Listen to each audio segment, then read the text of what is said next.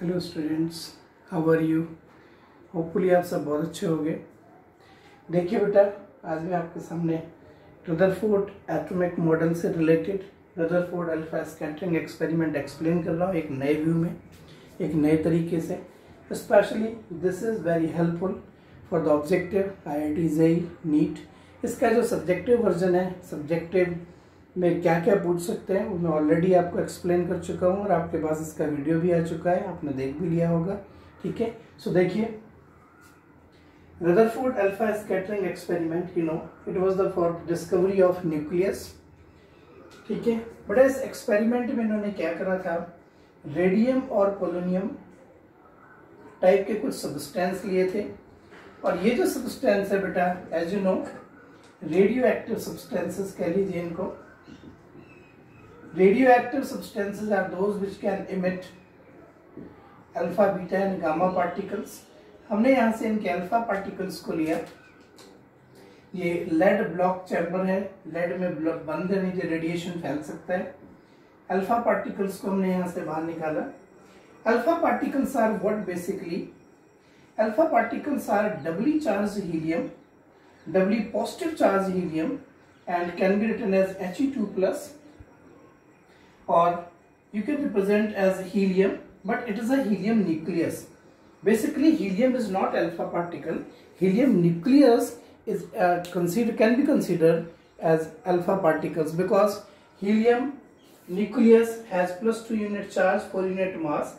These characteristics resembles with the alpha particles. Alpha particles also have +2 unit charge, that means 2 into 1.6 × -19 coulomb charge, and mass 4 into 1.672 × -24 gram इनका mass है बेटा, 4 times to the mass of proton. जब आपने alpha particles को एक बहुत ही thin gold foil, ठीक है, almost thickness of the diameter of the atom, nearly already explain, nearly 100 nanometre thickness gold foil, ठीक है, इसको लेकर के जब अल्फा पार्टिकल्स उसमें बम्बार्डेड किए तो हमें यहाँ से कुछ ऑब्जर्वेशंस आई। जैसे देखिए, जिंक सल्फाइड की स्क्रीन लगी हुई है, ये एक गोल्ड फॉयल या गोल्ड का एक एटम है जिस पे हमने ये स्टडी की हुई है। इन्होंने देखा कि nearly 90 to 92% alpha particles, maximum alpha particle passed through without any deviation and produce some fluorescence when they strike with the zinc sulphide screen. ठीक है, few alpha particles get deflected by some angle, theta is the angle of deflection. Very few alpha particles deflected by the angle greater than 90 degree, it's a deflection, and nearly one in 20,000, 1 in 20,000 return back to its own path, जाके वापस आ गए, इससे टकरा के वापस आ गए। तो इन्होंने देखा कुछ अल्फा पार्टिकल्स सीधे जा रहे हैं, लेकिन जो alpha particles close to the centre जा रहे हैं उनमें डिफ्लेक्शन होती है। आप जानते हो अल्फा पार्टिकल्स चार्ज पार्टिकल हैं, इन पे पॉजिटिव चार्ज है। जब पॉजिटिव चार्ज पार्टिकल्स हैं, ठीक है, और वो डिफ्लेक्टेड हो रहे हैं, then according to the Coulomb's law, when positive charge particles get deflected, that means there is another positive charge, कोई लाइक चार्ज रिपेल करते हैं, यू नो।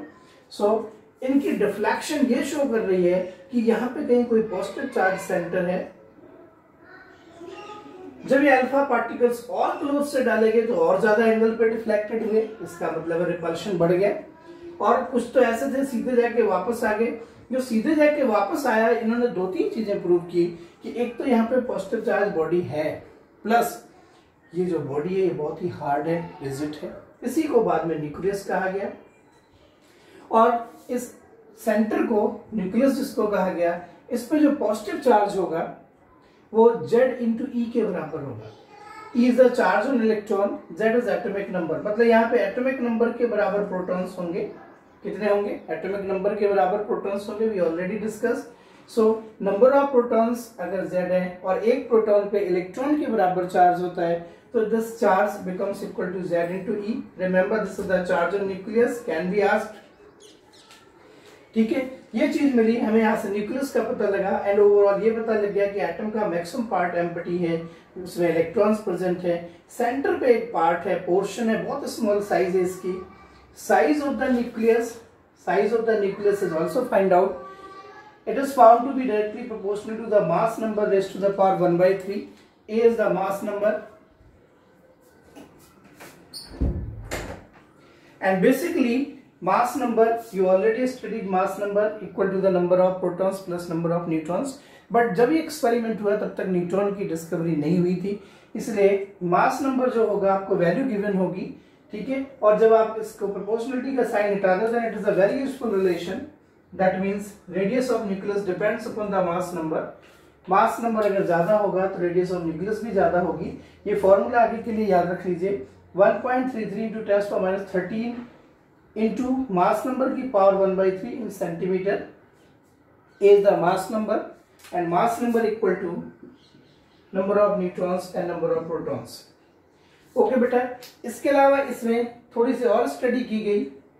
न्यूक्लियस ये हाईली कंसंट्रेटेड है, इसकी डेंसिटी पता है कितनी, 10⁻14 kg पर metre cube. It's a very very dense, मतलब शायद न्यूक्लियस के अंदर कोई एम्प्टी पार्ट ना भी हो। ओके बेटा, लेकिन जब अल्फा पार्टिकल्स बम्बार्डेड किए गए तो थोड़े से यहाँ पे ऑब्जर्वेशंस और करें। इन्होंने क्या करा, इन्होंने देखा ये जो पार्टिकल डिफ्लेक्टेड हो रहे हैं, स्कैटर्ड हो रहे हैं, दैट्स व्हाई इन्होंने स्कैटरिंग एक्सपेरिमेंट। ये जो स्कैटर्ड पार्टिकल्स हैं, ठीक है, इनके नंबर्स अगर n हो तो इन्होंने देखा थीटा एंगल ऑफ डिफ्लेक्शन हो या एंगल ऑफ स्कैटर्ड हो, तो ये जो नंबर ऑफ स्कैटर्ड पार्टिकल्स हैं ये बहुत ज्यादा नहीं है, very few, very few and almost one. And it is found that number of scattered or deflected alpha particles are reciprocal to the sine raise to the power 4 theta by 2। और ये इसका graph भी है बेटा कि अगर angle of deflection बढ़ेगा तो नंबर ऑफ स्कैटर्ड पार्टिकल्स कम होंगे, मतलब नंबर ऑफ स्कैटर्ड पार्टिकल्स जो ज्यादा एंगल पर डिफ्लेक्टेड होते हैं वो बहुत कम होते हैं। That means it is it's a positively charge and is of very small size. ये भी बेटा एक एक्सपेरिमेंट करके देखा कि जो अल्फा पार्टिकल्स बम्बार्ड कर रहे हैं, अगर इन बम्बार्डेड अल्फा पार्टिकल्स की काइनेटिक एनर्जी बढ़ा दें, if you increase kinetic energy of bombarded alpha particles, then deflected alpha particles become lesser, क्योंकि अगर स्पीड बढ़ा देंगे तो उनकी डिफ्लेक्शन कम हो जाएगी। सिमिलरली, लेकिन अगर यहाँ पे चार्ज बढ़ा दिया, अगर हम यहाँ पे कोई ऐसा एलिमेंट लेते हैं जिसपे पॉजिटिव चार्ज बढ़ जाए, ठीक है, तो पॉजिटिव चार्ज के बढ़ने से अल्फा पार्टिकल्स पे भी पॉजिटिव चार्ज है, डिफ्लेक्शन ज्यादा होगी और number of scattered alpha particles बढ़ जाएंगे। ये थोड़े से फिजिक्स के कंसेप्ट हैं, इसको आपने समझना होगा। Z is the atomic number, E is the charge on electron, K is the kinetic energy of bombardment alpha particles, theta is the angle of deflection। तो ये कुछ और ऑब्जर्वेशंस हैं। यहाँ से एटॉमिक मॉडल के साथ साथ ऑब्जेक्टिव में कुछ इससे रिलेटेड क्वेश्चंस आ जाते हैं, ठीक है। तो इसको बेटा एक बार ध्यान से देख लीजिएगा, वॉच कर लीजिएगा, कुछ छोटे छोटे क्वेश्चंस आएंगे। यहाँ से इसी एक्सपेरिमेंट से डिस्कवरी ऑफ न्यूक्लियस हुई, इसी एक्सपेरिमेंट से साइज ऑफ द न्यूक्लियस भी डिटरमाइन की गई, ठीक है। और ये जो ऑब्जर्वेशंस आए कि नंबर ऑफ स्कैटर्ड पार्टिकल्स कैसे वेरी कर रहे हैं, ये तो सिंपल से फिजिक्स के कॉन्सेप्ट है। अगर आप स्पीड बढ़ा दोगे तो पार्टिकल सीधे ज्यादा निकल जाएंगे, मतलब स्कैटर्ड कम होंगे। अगर आप यहाँ पे पॉजिटिव चार्ज बढ़ा दोगे, रिपल्शन बढ़ जाएगा, रिपल्शन से number of scattered alpha particles directly proportional होंगे, ठीक है, और ज्यादा एंगल पर डिफ्लेक्टेड होने वाले पार्टिकल्स कम थे। सो ओवरऑल ये तो एक्सपेरिमेंट था, लेकिन इस एक्सपेरिमेंट के बेसिस पर जो कंक्लूजन आए उससे रदरफोर्ड एटॉमिक मॉडल मिला। That means atom consist of two parts, one is nucleus and another is the extranuclear part. In the nucleus there is a positive charge, almost whole mass of the atom is present in it, and electrons are present in the extra nuclear part। और बाद में इस assumption को इन्होंने थोड़ा और आगे ले गए और इन्होंने कहा जो electrons present in the extra nuclear part, ये electrons rest में नहीं है, these electrons are revolving around the nucleus। और अगर ये electrons revolve कर रहे होंगे then there is the attraction between these two, और ये चार्ज पार्टिकल भी है। जब भी कोई चार्ज पार्टिकल मूव करता है it emits some electromagnetic radiation, ठीक है। इसके अलावा इनमें अट्रैक्शन भी है। दैट मीन्स जो इलेक्ट्रॉन रिवॉल्व कर रहा है वो घूम तो रहा है, लेकिन उसकी एनर्जी टाइम के साथ कम भी हो रही है। तो डेफिनेटली अगर वो रिवॉल्व कर रहा है तो उसका पाथ छोटा होता जाएगा and ultimately it will fall into the nucleus, ठीक है। So this model could not explain stability of the atom. as well as this model could not explain the atomic spectrum of hydrogen, line spectrum of hydrogen, and discontinuous spectrum of the element. All these things explained by Bohr in the next video. ठीक है, but Rutherford atomic model से J Thomson model completely खत्म हो गया और ये पता लग गया कि एटम में सेंटर पे कोई चीज है, बाकी इलेक्ट्रॉन्स उसके आसपास हैं, वो कैसे रिवॉल्व करते हैं, कहाँ रिवॉल्व करते हैं, कैसे स्टेबल होंगे, वो बात की आगे की थ्योरी है।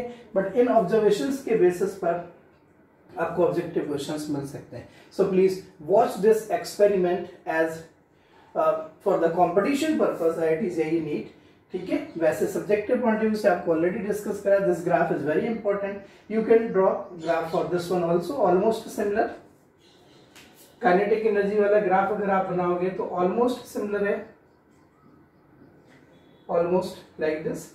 और इसके लिए पैराबोलिक ग्राफ बनेगा, ये आप मैथमेटिक्स में पढ़ोगे तो पढ़ लेना। ओके, चलो इसको देखना ध्यान से, पर अगर कोई प्रॉब्लम हो तो मुझे कॉल करना, but please must watch it. Okay जी, thank you, thanks a lot.